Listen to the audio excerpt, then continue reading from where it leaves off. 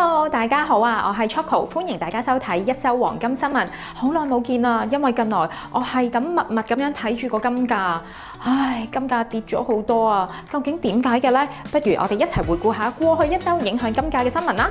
首先係中美貿易談判嘅進展。They've agreed to open up China. Going to be great for everybody. We're not looking to hurt China. China was being hurt very badly. They were closing up factories. They were having a lot of unrest. And they were very happy to be able to do something with us. 美國同埋中國同意保留10% 嘅加徵關稅，同埋暫停24% 關稅90日，消除咗市場對貿易戰嘅擔憂，全球股市上升啊！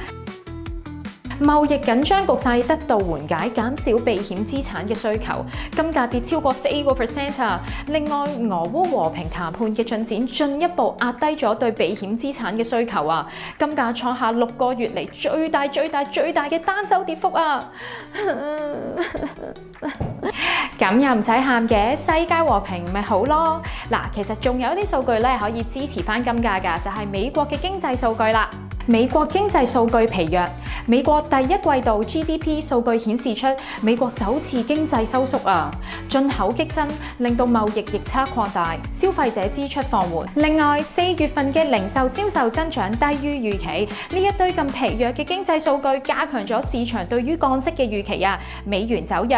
喺5月15號，金價升超過1% 啊，支持咗金價。第三就係美元指數同埋美國公債殖利率嘅變動啦。美元指數先頭突破100，然之後回落，顯示美元不穩定。美國公債殖利率因為貿易戰得到緩解而變得穩定，所以咧投資者咧就轉去美元同埋美國公債啦，減少對黃金嘅需求。亦都有投資者因為之前黃金升得好多而獲利了結啦，拜拜條尾。最後就係地緣政治因素啦，中東局勢反覆。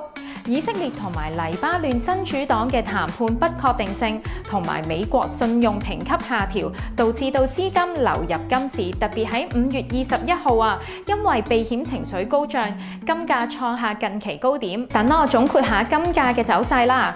投資黃金嘅朋友可以留意5月30號嘅美國 PCE 物價指數，同埋6月初嘅非農就業數據，呢一啲數據可能會影響金價波動㗎。現貨金價支持位喺每安士3200美元，阻力位喺每安士3400美元，留意下啦。長線投資者亦都可以留意下喺每安士3200蚊美元分批建倉，因為無論係地緣政治風險或者係通脹嘅風險，都長期支持咗黃金上行嘅趨勢。今日就講到呢度啦，我哋下個禮拜一周黃金新聞再見啦！記得 like、subscribe 同埋 share 我哋嘅短片啊！希望大家知道多啲黃金嘅新聞啦，拜拜。